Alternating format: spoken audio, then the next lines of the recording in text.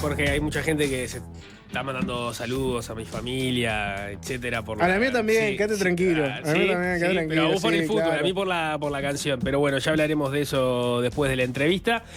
Francia tuvo un shock electoral en el último mes, luego de que las elecciones al Parlamento Europeo arrojaran un avance de la agrupación nacional que lidera Marine Le Pen. El presidente Emmanuel Macron disolvió el Parlamento y pidió elecciones parlamentarias anticipadas. La primera vuelta, que tuvo lugar el 30 de junio, confirmó el liderazgo de la derecha, que obtuvo más del 30% de los votos. Sin embargo, el diseño electoral francés permitió que la izquierda fuera la gran victoriosa en la segunda vuelta. Vamos a tratar de entender este proceso, la estrategia de Macron, las perspectivas que se abren para Francia en los próximos meses. ¿Qué ha pasado desde que tuvieron lugar las elecciones hace unos días? Y para eso recibimos a alguien que siempre está llegando, el doctor en filosofía, historiador, escritor y residente parisino Rafael Mandresi, investigador del Centro Nacional de Investigación Científica de París. Rafa, bienvenido, ¿cómo andás? Hola, ¿qué tal? ¿Cómo les va? Muchas gracias. Gracias por estar por acá. Ya tuvimos la oportunidad de tener un primer tiempo nosotros en Desayunos Informales, pero tengo que arrancar con la misma pregunta porque, bueno, quizás la audiencia se renueva. Sí, la audiencia se renueva y es un buen punto de partida de la conversación. ¿Cómo es el diseño electoral francés que desde los ojos uruguayos permite estas cosas raras, ¿no? Quien tiene más votos no termina ganando la elección y se dan vuelta los resultados de una vuelta a la otra cuando pasan unos pocos días entre una y otra votación? Bueno, lo primero es que no hay representación proporcional en Francia. Y otra cosa que conviene siempre recordar es que son elecciones sin voto obligatorio. O sea, en Francia todas las elecciones son con voto voluntario. Por otro lado, también son elecciones, todas ellas, a dos vueltas, incluidas las legislativas. O sea, que en realidad vos no tenés una elección, sino que tenés tantas elecciones como circunscripciones hay. Son 577 circunscripciones y cada una de ellas elige una persona para ser diputado de esa circunscripción. En una Asamblea Nacional, o sea, la Cámara de Diputados, que es la Cámara que realmente cuenta, con 577 bancas. La primera vuelta va el número de candidatos que quiera presentarse, que pueda presentarse. Si alguno de esos candidatos obtiene más de la mitad de los votos, la elección se termina ahí, es elegido diputado. En caso contrario, pasan a una segunda vuelta, que es una semana después de la primera, los dos primeros, y eventualmente 3. Y en algunos casos puede haber incluso 4, porque para pasar a la segunda vuelta se necesita obtener el 12,5% de los inscriptos. O sea que si la participación es alta, y esta vez fue muy alta, por lo menos en relación a los antecedentes, hay mucho más cantidad de candidatos que llegan a ese 12,5% y por lo tanto la cantidad de segundas vueltas con 3 candidatos es mayor. Sobre 577 de memoria, hubo unos 76. 70 y algo que resultaron electos directamente en la primera vuelta. O sea, que obtuvieron la mayoría. Exacto, que obtuvieron la mayoría en la primera vuelta, y hubo 400, alrededor de 400 y algo, de triangulares, es decir, de segundas vueltas con 3 candidatos. Y allí empiezan a funcionar mecanismos como, por ejemplo, el que se produjo esta vez, es decir, retiros de candidaturas, en este caso específico, para impedir que ganara la extrema derecha. Entonces, los candidatos de izquierda que no estaban en posición favorable en las circunscripciones donde la posibilidad de que ganara la extrema derecha era real, se retiraron. Y lo mismo hicieron, del otro lado, los candidatos oficialistas, es decir, el macronismo, no de una manera totalmente sistemática, pero sí muy mayoritaria. Y esa es la razón que explica que vos podés tener un porcentaje, una cantidad de votos, y lo medís a escala de todo el país, pero que no corresponde a la distribución de bancas en el Parlamento, porque el mecanismo de distribución de bancas es, por un lado, no es proporcional, o sea que es mayoritario en cada circunscripción, y a su vez se pueden producir este tipo de digamos, actitudes políticas de retiros de candidaturas. Sí, así uruguayizamos lo que estaba pasando en cada circunscripción. Es como si al balotaje en Uruguay, en vez de pasar solo 2, pasaran los que obtienen más del 12,5%. En ese caso, podrían, además del Frente Amplio y del Partido Nacional, entrar también el Partido Colorado y Cabildo Abierto eventualmente. Bueno, lo que hacen ahí, el Cabildo Abierto y el Partido Colorado, dicen, bueno, vamos a bajarnos porque el que tiene más chance de nosotros es el Partido Nacional, compiten así. Eso se dio en cada circunscripción, en algunas se bajaba la gente de Macron, en otros se bajaba la gente de la izquierda. ¿Sí? Para ponerlo incluso más concretamente, es algo parecido a lo que pasó en Salto en las municipales pasadas, donde había 3 candidatos, uno del Frente, uno Colorado, uno Blanco, y hubo, si recuerdo bien, algunas discusiones entre el Colorado y el Blanco porque decían, no, este departamento, estoy yo en posición favorable, retirate. No se retiró ninguno, ganó Lima. Y si vos mirabas, en realidad los votos combinados hubieran dado que ganaba la coalición, pero como ninguno se retiró, dividieron el voto y ganó Andrés Lima, intendente de Salto. ¿Así? Y porque vamos un paso más atrás, ¿no? Capaz que la postal con la que nos quedamos muchos fue elecciones europeas. Le va muy bien a la extrema derecha francesa, y ahí Macron hace la famosa apuesta arriesgada, ¿no? Sí. Que es elecciones anticipadas, y ahí mucha gente, o sea, para decirlo en criollo, le vino el cagazo, porque dijo, bueno, acá pueden pasar 2 cosas.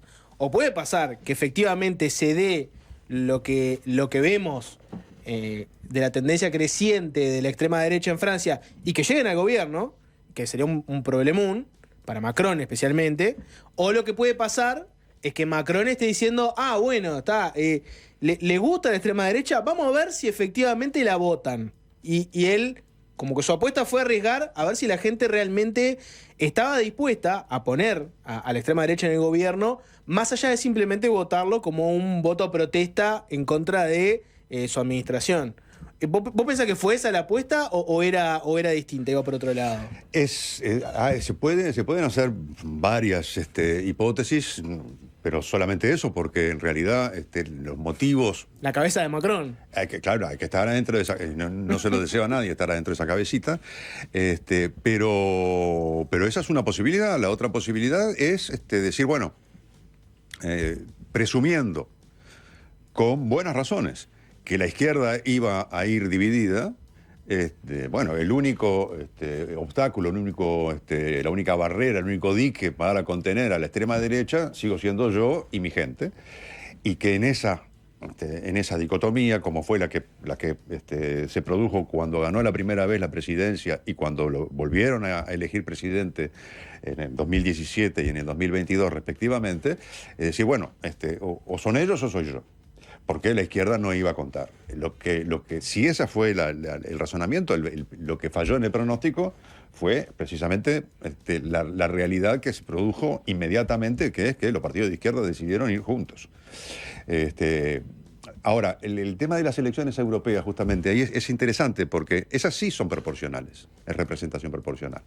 O sea que cada país europeo manda al Parlamento Europeo una cantidad de diputados que se eligen en una única circunscripción nacional en función del porcentaje de votos que tienen. Y allí la agrupación nacional de Marine Le Pen sacó el 31 y algo, es decir, poco menos de la tercera parte de los votos.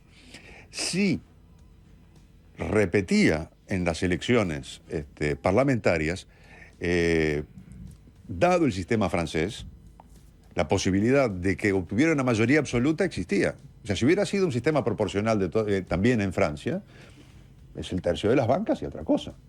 Ahora, con este sistema de doble vuelta y voto mayoritario y demás, vos con un 30 y pico % podés perfectamente alcanzar más de la mitad de las bancas en el Parlamento. Pasó unos pocos días antes en Reino Unido. El Partido Laborista sacó el 30% de los votos y se llevó el 60% de las bancas de diputados. Claro, es lo que tienen ese tipo de sistemas que acá en Uruguay no los conocemos mucho y nos cuesta entenderlo a veces, pero que te llevan a ese tipo de gobiernos. También en Francia tenés un detalle que no es menor, y es que ellos tienen un presidencialismo mucho más fuerte que el nuestro. Entonces el presidente francés puede estar en situaciones donde tiene muy complicada una situación parlamentaria, y tenés el caso de Macron, por ejemplo, y su reforma jubilatoria, ¿no? Sí. Que ahí él sabía que legislativamente era muy complicado y ahí vos ves que desplegó una serie de poderes que acá harían temblar a cualquier uruguayo si vieran que un presidente puede hacer ese tipo de cosas. Sí, el presidente francés tiene mucho poder. Es un sistema extraño porque es una especie de híbrido entre sistema parlamentario y sistema presidencialista, donde vos tenés en el resto de los países de Europa un jefe de Estado que es más o menos protocolar.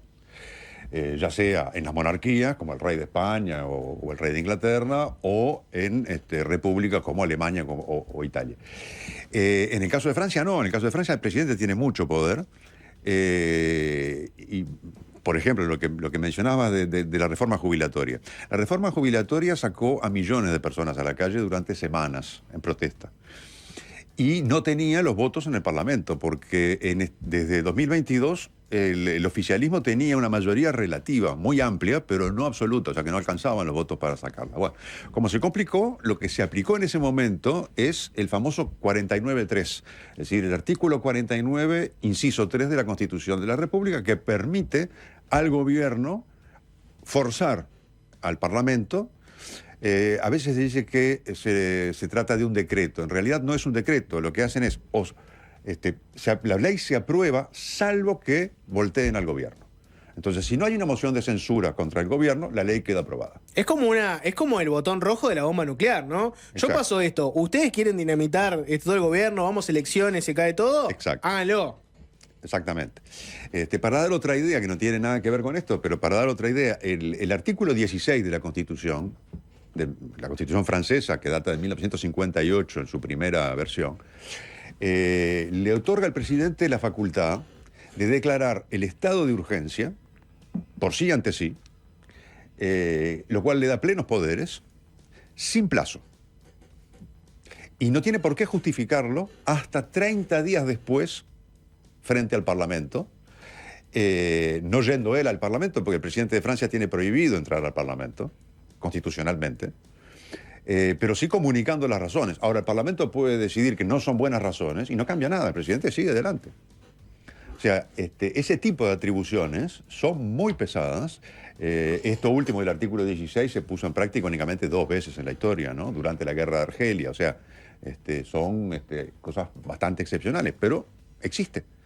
Para dar una idea de lo que es el poder presidencial. Y de hecho, el presidente, sea cual sea el resultado de las elecciones legislativas, no tiene por qué sacar ninguna conclusión respecto de sí mismo y decidir renuncio. Macron va a estar ahí hasta 2027, pase lo que pase. Me quedaba la duda, vos decías que era una jugada de riesgo la que había hecho Macron, porque eventualmente la agrupación nacional podía terminar quedando en mayoría. Me quedó la duda de por qué. Entiendo la lógica, pero daba por cómo se venía comportando el electorado, más allá del crecimiento que venía teniendo esta derecha, daba la impresión de que cordón sanitario o el acuerdo republicano, no sé si hay quiere decir una cosa distinta una o la otra, o los usase específicamente como sinónimos. Bueno, pero venía funcionando, Francia lo venía aplicando, por eso había ganado Macron. Sí, con cada vez, con efectividad cada vez menor. O sea, recordemos el año 2002. El año 2002 fue la primera vez que la extrema derecha, con el viejo Le Pen, Jean-Marie Le Pen, pasó a la segunda vuelta. Contra el presidente saliente que se presentaba a la reelección, en aquella época, Chirac. Chirac sacó 19% de los votos en la primera vuelta y 82% en la segunda. Y Le Pen sacó 17,5 y 18. Ahí funcionó de manera... Casi que no hubo un voto sin fisuras. Nuevo. ¿Ah? Ahora, cuando la segunda vuelta de 2017 fue entre Macron y Marine Le Pen, ya estábamos en un 60-40. Y en el 2022 fue 50 y pico a 40 y pico. Es decir, que ya eso ya no era tan nítido. O sea, se volvió a reeditar ahora en estas elecciones parlamentarias, pero en caso de que no hubiera sido así, y sobre todo en caso de que la izquierda hubiera ido dividida, con la misma cantidad de votos que sacó en la primera vuelta, repitiendo en la segunda, la hipótesis de una mayoría absoluta de la agrupación nacional no era descartable. En casos de que no se unieran los candidatos como se venían uniendo. Exacto. Me interesa que hagamos foco digamos, en estos dos extremos de la discusión, en la izquierda y en la derecha. Pero empecemos por la izquierda, que en definitiva fue la ganadora, porque sé que Jorge se quiere detener un poco después en la derecha. ¿Qué agenda tiene? En la medida que vos mismo lo llegaste a decir, fue una serie de partidos que se terminaron uniendo de manera ad hoc para esta elección. ¿Con qué expectativas se puede decir que llegan a tener esa minoría mayor dentro de la Asamblea, en el caso de que la tengan, ¿no? Bueno, lo que se llama desde hace una semana Nuevo Frente Popular, que se conformó al otro día del anuncio de la disolución. O sea, el domingo de noche Macron dice disuelvo, el lunes se crea el Nuevo Frente Popular. Un día después habían ya acordado candidaturas únicas para todas las circunscripciones. Y al día siguiente un programa común. Fue una hazaña política hacer esa operación en tan poco tiempo. Lo que tiene como banderas principales, por lo menos las que se repitieron durante la campaña, la alianza de izquierda es, uno, derogar la reforma jubilatoria, llevar el salario mínimo a 1.600 euros, esto es, aumentarlo 15% respecto de lo que soy, y hacer una reforma impositiva que incremente la progresividad. ¿No? Sobre todo la restauración de un impuesto que existió durante décadas en Francia, hasta que llegó Macron, que es el impuesto a las grandes fortunas. Con el peso parlamentario que tiene la izquierda hoy, o sea, 182 diputados sobre un total de 577, o sea, muy lejos de la mayoría absoluta, es muy difícil que ese programa pueda llevarse a la práctica sin modificaciones que resulten de algún tipo de negociación para llegar a esa mayoría absoluta. O para llegar a una mayoría suficiente como para asegurar un mínimo de estabilidad. Tienen un número pensado, ¿no? En el sentido de que, por ejemplo, el reforma jubilatoria quieren ir a los 60 años. A los 60 años. Que es una especie de símbolo de los 60 años, porque los 60 años fue la reforma jubilatoria que hizo Mitterrand a principios de los años 80. Llevó la jubilación a 60. Después hubo varias otras reformas. Ahora esta última, en materia de edad, para no entrar en otros detalles, lo que supuso fue pasar de 62 a 64. Ese fue el tema de la edad mínima jubilatoria. Y lo que proponen, no solo la izquierda, también la agrupación nacional, es volver a los 60. Ahora, hubo una cosa un poco chapucera, porque en uno de los debates de la campaña, le preguntaron al principal candidato y candidato a primer ministro, en caso de haber ganado, de la agrupación nacional, cómo era este tema de la reforma jubilatoria que ellos pretendían. Y entonces empezó a aclarar, y cuando aclara ocurrece, y al final terminó diciendo, no, pero nosotros decimos 60 años para el que empezó a trabajar a los 18 y un año más correlativamente a partir de la edad en que se empieza a trabajar. Entonces el periodista dice, pero entonces el que empieza a trabajar a los 24 años se jubila a los 66. Sí, claro. Es peor que la que hay. O sea, había ahí una desinteligencia. Digamos una desinteligencia, sí. Pero lo que pasa es que, claro, entre otras cosas, los partidos de oposición van con los principales asuntos que hacen que el gobierno sea impopular. Y la reforma jubilatoria es uno de ellos. Muy, muy pesado, no solamente por el contenido, sino por la manera de hacerla aprobar, que era la que hablábamos hace un rato, o sea, prácticamente a forceps.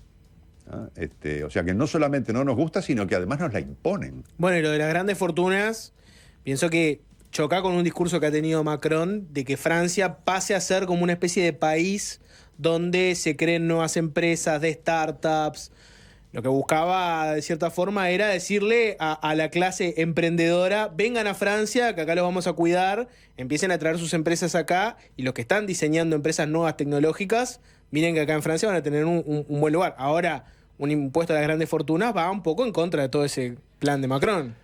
Sí, ahora, todo depende también de a partir de cuánta fortuna se considera que una fortuna es grande. Eso también hay que pasar el peine fino a ver cuánto es, porque entre otras, además de eso, entre otras medidas impositivas de lo que se trataba, según de lo que está en el programa de la Unión de la Izquierda, es revisar todo el tema de las exoneraciones, por ejemplo,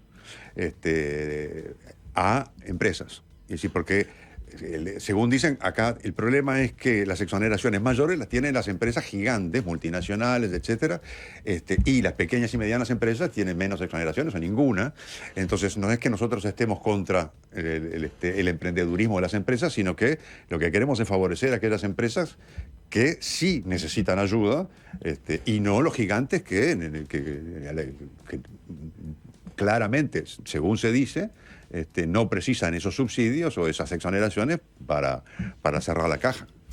¿En qué situación política está Francia hoy a 3-4 días de la elección? Porque a priori uno podría decir, bueno, no es tan distinta en la medida que no había nadie que tuviera una mayoría por sí y ante sí, renunció luego de la elección el primer ministro, Macron le pidió que se quedara unos días más y ahora está la discusión en la izquierda a ver de quién sería el primer ministro. ¿En qué está eso? Bueno, está en negociaciones permanentes en todos lados, porque por un lado, del lado de la izquierda se dice, la tradición indica que el primer ministro tiene que salir de filas de la bancada más importante. Y por lo tanto vamos a proponer un nombre. Y están negociando hacia adentro para ver qué nombre pueden llegar a proponer, dicen, en el correr de la semana. Todavía no hay humo blanco. Del otro lado, está empezando a conocerse una negociación entre el macronismo y la derecha tradicional, que quedó muy disminuida, quedó con 40 y pico de bancas. Que, digamos, no es la derecha de Le Pen. No es la derecha de Le Pen, es el viejo partido golista que en buena medida se lo fagocitó el macronismo, por eso que quedó reducido a poca cosa. Era lo que era el Sarkozy, por ejemplo, fue un presidente. Claro, exacto, sí. Chirac, Sarkozy, y se perfilaría o podría estar perfilándose una alianza de ese tipo que hace que, si se suman todos los diputados del oficialismo más los de la derecha tradicional, tendrían mayor cantidad de diputados que la alianza de izquierda. Entonces allí pasarían a ser ellos los que tendrían legitimidad para proponer un nombre. Pero por el momento las cosas están en eso y seguramente va a durar varios días más antes de que haya algún indicio más o menos claro de por dónde puede ir. Eso quiere decir que la lectura de la victoria de la izquierda quizás fue un poco apresurada el domingo. Depende cómo se lo mire. O sea, que la izquierda obtuvo muy buen resultado, eso no hay duda ninguna, porque estaba muerta. Al transformarse en la primera bancada en número de diputados, es un muy buen resultado y por lo tanto, desde ese punto de vista, es una victoria. ¿Cuál es la traducción política de esa victoria? Ese ya es otro cantar, porque aún así es una bancada que es relativamente pequeña, porque todo quedó mucho más distribuido y mucho más fragmentado. Por poner un ejemplo, en el año 2017, el sistema francés es elección presidencial y 2 meses después la elección legislativa. Gana Macron, 2 meses después en las elecciones legislativas, el oficialismo obtiene más de 420 bancas sobre 577. Aplastante mayoría. Estamos hablando de 182 para la primera bancada en este Parlamento que acaba de ser electo. Entonces, es una situación inédita también. O sea, nunca pasó una cosa semejante en la historia política francesa de los últimos 70 años. O sea que todo el mundo está más o menos aprendiendo. Y a su vez hay líos internos en todos lados. Hay ajustes de cuentas en la agrupación nacional, porque están calientes con alguna dirigencia, porque hicieron supuestamente una mala campaña. Hay diferencias grandes dentro de la izquierda, a 2 niveles. Uno, entre Partido Comunista, ecologistas y socialistas por un lado y Francia Insumisa por otro, y dentro de Francia Insumisa también hay gente que está empezando a cuestionar seriamente el liderazgo de Jean-Luc Mélenchon. Entonces, el paisaje es bastante, ¿cómo decir? Por usar una metáfora medio plástico, ¿no? Estábamos en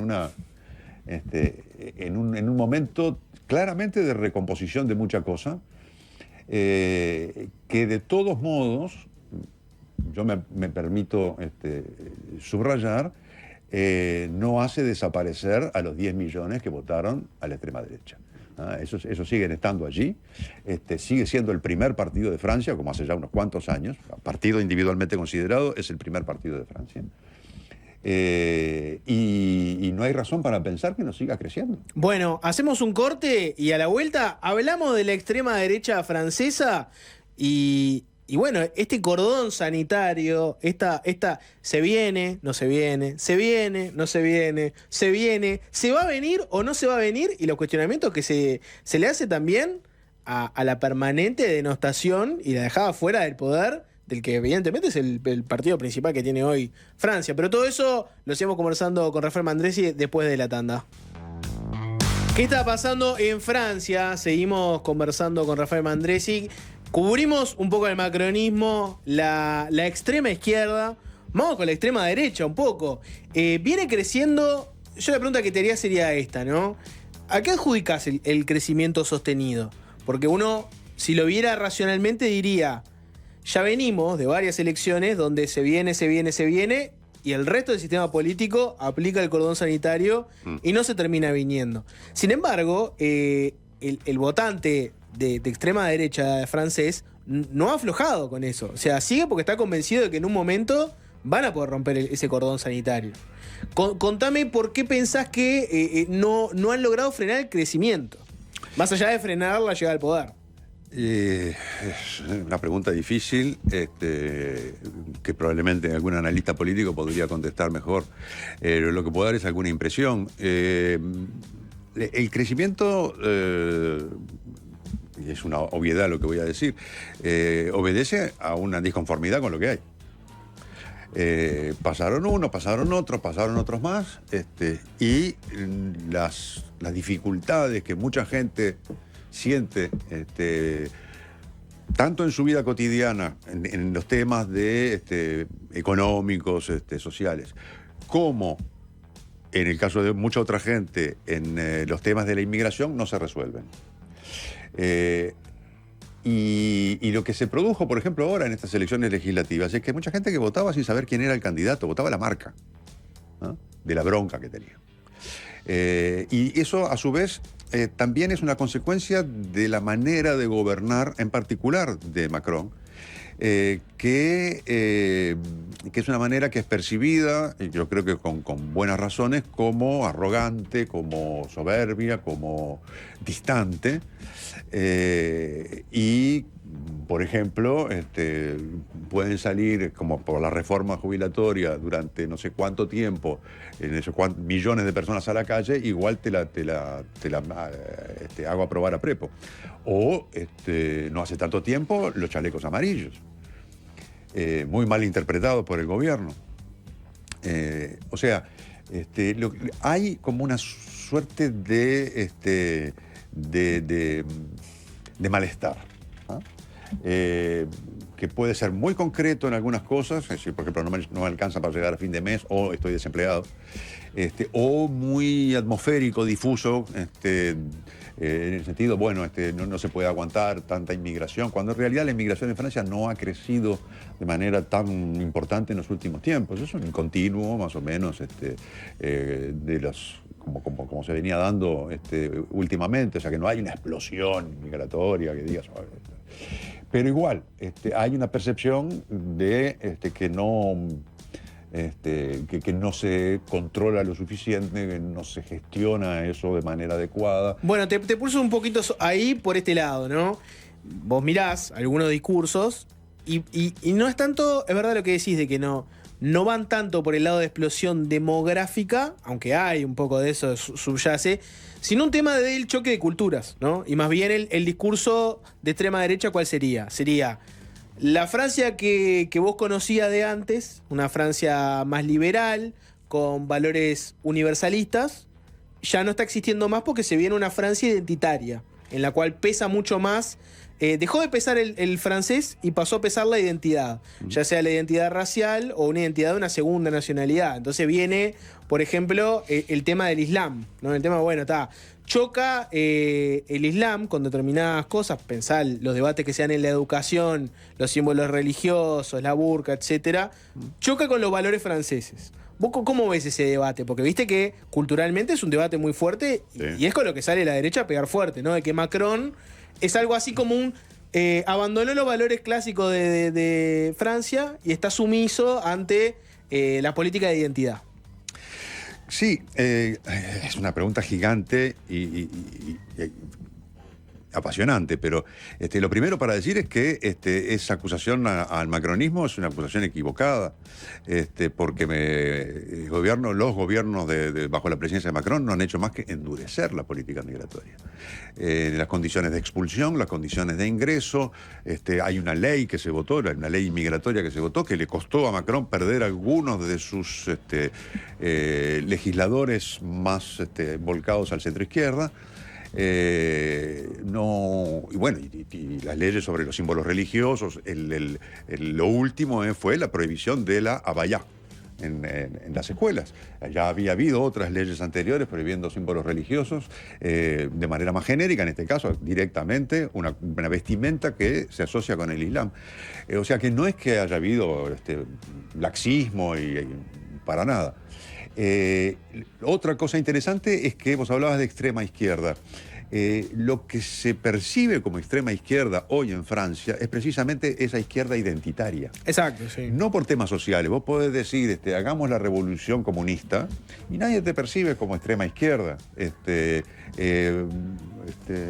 No te estoy diciendo que expropiar los medios de producción, etc. Pero no, lo que caracteriza, lo que se percibe como extrema izquierda es una izquierda que está más apegada a esa visión de comunidades que pulsa más sobre el colonialismo, por ejemplo, ¿no? Que dice, no, bueno, en realidad esto de que los valores universales del francés, miren que es todo un verso, porque en realidad Francia, país colonizador, claro, lo que hizo fue imponerse sobre otras culturas. Eso tendríamos que revisarlo. Entonces, el francés, que hoy en día viene de los países que antes eran colonia, deberíamos tenerle otro trato, diferenciación. Capaz hay que pensar el tema de reparaciones económicas. Esa hoy sería la extrema izquierda para el francés. Esa sería la característica fundamental de lo que hoy se llama extrema izquierda. Hace 25 años la extrema izquierda eran los trotskistas, ¿no? Que siguen existiendo, por supuesto, que tienen 5 candidatos de la presidencia de la República, obviamente, porque están todos divididos entre sí, son 5,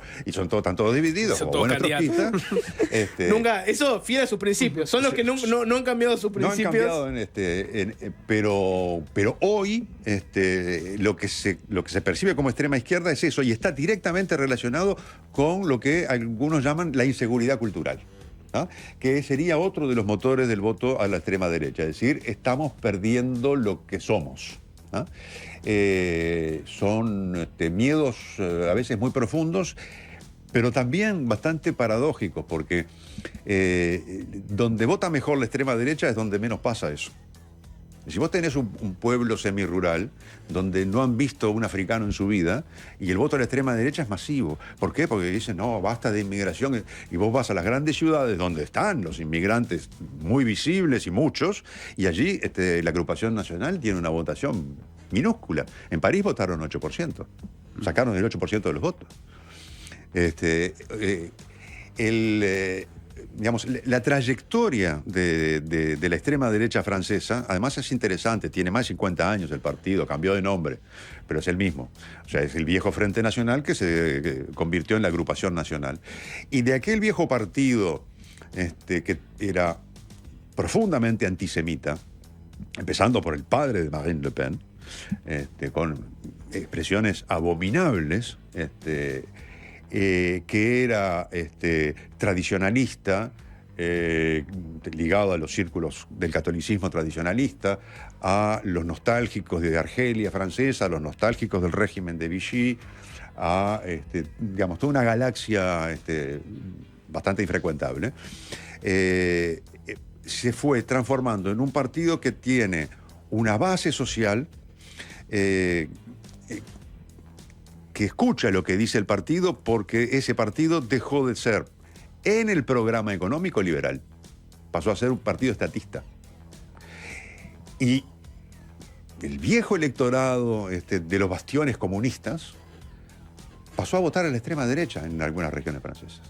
Se hermanaron por la protección de la industria nacional, del trabajador francés. El trabajador francés, exacto, sí. Esa es otra teoría, sí, sí, que la podemos analizar, ¿no? El que está en la extrema derecha, que no necesariamente se percibe como alguien en la extrema derecha. Exacto. Te puede decir, no, la verdad que yo me fui porque en un momento la izquierda soltó la discusión sobre la clase social y abrazó la discusión sobre la identidad. Sí, aunque eso no pasó con el Partido Comunista estrictamente, el Partido Comunista, que está reducido a casi nada electoralmente, pero no es la expresión de esa izquierda identitaria, eso es más bien Francia insumisa, justamente. Y sin dejar de ser un partido antisemita, porque yo creo que la agrupación nacional sigue siendo, y se vio entre la primera y la segunda vuelta, con una serie de candidatos a diputados con expresiones más que desagradables, gente que parecía, se sacaba fotos con una gorra de los SS, en fin, cosas de ese tipo. Pero se transformó además en un partido anti-islam. Es decir, y eso pasó a ser el centro de las obsesiones, por llamarlo de alguna manera, de la extrema derecha, que en realidad hay otra derecha más extrema todavía, hay otro partido que está a la derecha, que es más radical aún, porque siempre hay alguien que te desborda. Siempre hay alguien que te va a correr por el extremo, ¿no? Pero, digamos, si yo tuviera que sintetizar todo eso, diría que la agrupación nacional sigue teniendo un fondo, digamos, una superficie xenófoba, eso está clarísimo, por toda una serie de medidas que están en el programa, y un fondo racista. Porque la xenofobia no es contra todos los extranjeros por igual. Hay algunos extranjeros que hay que sacarlos a patadas, hay otros que los podemos tolerar. Si viene un belga a vivir a Francia, si viene un suizo a vivir a Francia, nadie le va a decir fuera de acá. Sí, o incluso si va un uruguayo, eso espero. Un uruguayo blanco, académico, claro, ¿no? Claro. Que vaya a trabajar a Francia. Sí, yo siempre cuento la misma anécdota. Yo hace muchos años viví en una periferia de París, al norte de París, donde había una enorme cantidad de población de origen africano y de origen árabe. Y yo tenía amigos, en particular africanos, que la policía les controlaba los documentos de identidad 2 o 3 veces por día. Yo le digo, pero loco, ¿cómo puede ser que a vos te controlen todo el tiempo y a mí nunca? Y me dice, ¿y pasa que vos tenés una jeta de polaco? Claro, digo, yo me sentía tan extranjero como cualquiera, más que ellos, porque ellos hayan nacido en Francia. Pero cuando el pibe me dice, vos tenés jeta de polaco, claro, es el delito de porte de cara. Es la aportación de rostro. Y otra más que tengo para hacerte sobre el tema de extrema derecha, ¿no? Si vos mirás el panorama europeo, no está tan claro que haya un auge así masivo de la extrema derecha, ¿no? Pero vos ves en distintos países cómo empieza a crecer este fenómeno. Y en algunos países, cuando la extrema derecha llega al poder, vos ves que está la posibilidad de que cambien de discurso, o que su gestión sea mala y después baje la votación. ¿No te parece que al poner siempre ese cordón sanitario e impedirle a la extrema derecha llegar al poder, vos generás un fenómeno en Francia que es que no paran de crecer porque en ningún momento tienen la posibilidad de cometer un error, ni tampoco tienen que lidiar con el peso de la responsabilidad? Ahora me parece que cuando Macron termine un poco más aliado a la izquierda, también se va a sacar un peso de encima, porque ya no van a ser todos pegándole a él, porque va a comprometer un poquito más a la izquierda con el peso del gobierno y van a tener que hacerse cargo de determinadas cosas que antes capaz que no les pasaba. Eso con la extrema derecha no pasa en Francia. Entonces, a mi entender, hay un fenómeno que es muy curioso, y es que todos aborrecen que lleguen al poder, pero como nadie les da el poder nunca, los votantes van a seguir votando porque nunca lo vieron cometer un error. Y haré un punto ahí, porque y el que llega no llega como fruto de una esperanza, una expectativa o un proyecto propio, llega como el mal menor frente al otro que está del otro lado del cordón sanitario, ¿no? A esto nunca le dimos una oportunidad. Por lo menos veamos a ver qué pasa. Pero ser el candidato al espanto termina también teniendo un peso. Sí, sí, todo eso yo lo comparto totalmente. Ahora, si vos te fijas, allí donde este tipo de partidos llegó al poder, en Europa, el primer caso fue Austria, ¿no? Hace muchos años, a principios de los años 2000. No de manera aislada, sino en alianza con el Partido Conservador. Eso no significó que desaparecieran, ni mucho menos. Caso más notorio, Hungría. ¿Cuánto hace que está Orbán en Hungría? ¿Y qué ha producido el gobierno de Orbán en Hungría? Limitaciones a las libertades públicas, persecución, limitaciones a la libertad de expresión, en fin, toda una serie de cosas. En Polonia ahora cambió el signo político hace algunas semanas, pero durante el gobierno de ese partido, que lamento mucho, pero se llama PiS, Partido de Libertad y Justicia en polaco, pasó lo mismo. La experiencia italiana está en curso, habrá que ver qué pasa, pero en Italia están ocurriendo cosas que a mi juicio son bastante graves en términos de erosión del sistema democrático, que no se ven, no están en la superficie, porque no son grandes cosas, pero que van comiendo las instituciones. Y hay proyectos de Giorgia Meloni que están en trámite y que también van en esa dirección. Es decir, dejarlos gobernar diciendo son unos incapaces y la próxima se van de nuevo y no vuelven nunca, no es tan así. No es lo que la experiencia reciente indica. Vos decís que el europeo capaz que puede ver casos como el de Víctor Orbán y puede decir, no, mirá, ojo, porque llegan al poder y después se vira hacia el autoritarismo y le estás dando un aparato estatal, un poco lo que hablábamos antes, ¿no? Francia además justo tiene un presidencialismo muy fuerte, ¿no? Claro. Y no deja de tener también, es una potencia militar también bastante fuerte, ¿no? Exacto. La pregunta sería, ¿vos le darías el botón de la bomba atómica a Marine Le Pen? Esa es una pregunta que uno se puede hacer. ¿Le darías el veto en el Consejo de Seguridad de Naciones Unidas a Marine Le Pen? Otro ejemplo que te puede decir que no tiene nada que ver. Lo tuvo Trump, ¿no? ¿Cómo? Lo tuvo Trump. Lo tuvo Trump, sí, por supuesto. Y no pasó nada. Estamos de acuerdo. Pero en fin, digo,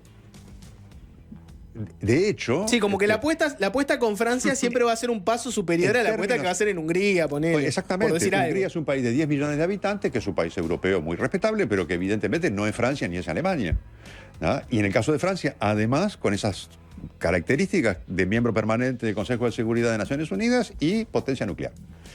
Pero otro caso, que se puede pensar que no tiene mucho que ver o que no tiene nada que ver y en realidad se puede trabajar como analogía. Turquía.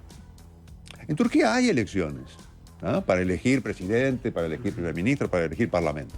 ¿Qué ha pasado en Turquía bajo la era Erdogan, que llegó y no se fue nunca? ¿No?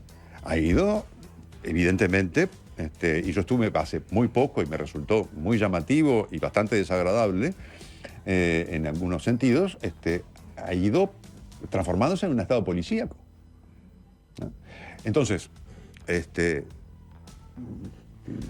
bien, no los probamos nunca, vamos a probar a ver qué da. Es una apuesta, ¿por qué no? Y yo creo que hay mucha gente que piensa de ese modo. Pero dejando de lado la propuesta de Jorge de probar con este tipo de derechas... Me están adjudicando algo que yo nunca dije, que fue al aire decir, probemos, porque en realidad... No, yo no te lo adjudico. No. Se entendió muy Rafael claro, es un caballero. Vos me estás adjudicando algo que yo no dije al aire, Nico. La pregunta es, ¿cuáles son las dinámicas políticas que lograrían parar, hablando del caso de Francia, a la extrema derecha sin que llegue al poder, en base al diseño institucional que tiene y los movimientos políticos que ha tenido? Pero ahora pienso, por ejemplo, ahora tenés una experiencia sui generis desde la izquierda unida, llegando, hay que ver cómo termina dirimiéndose eso y hay que ver cómo funciona esa experiencia y daría o no un cambio en ese sentido. Pero bueno, ¿cómo sucedería eso? Sí, yo incluso, pero para el tema de la izquierda que llega al gobierno, yo eso... sí, cauto, porque hay que ver cómo se termina. Yo pago por ver. Pero hay una expresión que usó Marine Le Pen en la noche misma de las elecciones, que dijo, palabras más, palabras menos, la marea sube. No llegó todavía a la altura suficiente, pero va a seguir subiendo. Yo creo que resume muy bien la situación. Y es muy difícil decir qué es lo que puede torcer ese movimiento de fondo, porque, insisto, no solamente la extrema derecha, desde su creación, el Frente Nacional, hasta hoy, a lo largo de 50 años, no ha parado de crecer. Hubo una sola excepción que fue el único que le sacó votos realmente de manera significativa, fue Sarkozy, en la elección de 2007. Ahí sí, lo dividió a la mitad. Pero fuera de ese momento, la curva es ascendente. Y no solamente es ascendente, sino que ese crecimiento se acelera. Entonces, es como cuando vos venís con un transatlántico. Es muy difícil que doble a 90 grados. La curva de transatlántico se pega eventualmente de manera lenta. Entonces, yo no estoy diciendo con esto que sea inexorable que la agrupación nacional llegue a ganar en Francia. Y eso va a depender de todas maneras mucho más, me parece, de los resultados de la elección presidencial de 2027 que de elecciones legislativas.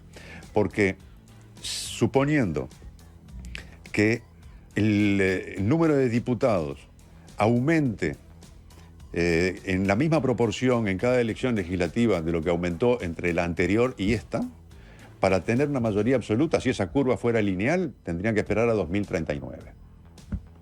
En cambio, una elección presidencial cambia completamente la historia. Porque ahí viene una elección legislativa inmediatamente después con la fuerza de arrastre del que gana. Entonces, si se vuelve a calificar Marine Le Pen, que va a ser la candidata, a la segunda vuelta, contra quien sea, no puede ser Macron esta vez porque no hay más reelección, y llega en estas condiciones, es decir, con un grupo en la Asamblea que es muy poderoso, pero sin responsabilidades de gobierno, ahí tiene un panorama que es bastante más halagüeño que el hecho de decir, quedaron terceros, el cordón sanitario los volvió a parar, etcétera, etcétera. Hay que ver. Leo algún mensaje de la audiencia para que veas, Nico, lo que generaste, ¿no? Muy clara la explicación del entrevistado y muy claro el romance de Valmeli con la extrema derecha. Gracias, Nico. Eso es lo que está generando. Rafael, muchas gracias por venir. Ya te tendremos que invitar de nuevo, porque Francia no deja de dar cosas para hablar. Sí, claro. A la vuelta vamos a conversar de muchas cosas, como por ejemplo, vuelve Bustillo a la Cancillería, no como canciller, pero haciendo qué, lo vamos a conversar después. Subía, salió a decir que ahora los colorados van por el voto de derecha, ahora que tienen a la infiltrada Valeria Ripoll en la fórmula nacionalista.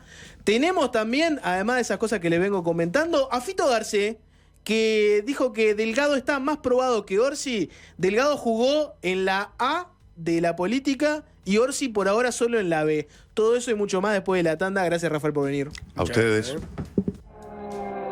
Es fácil desviarse.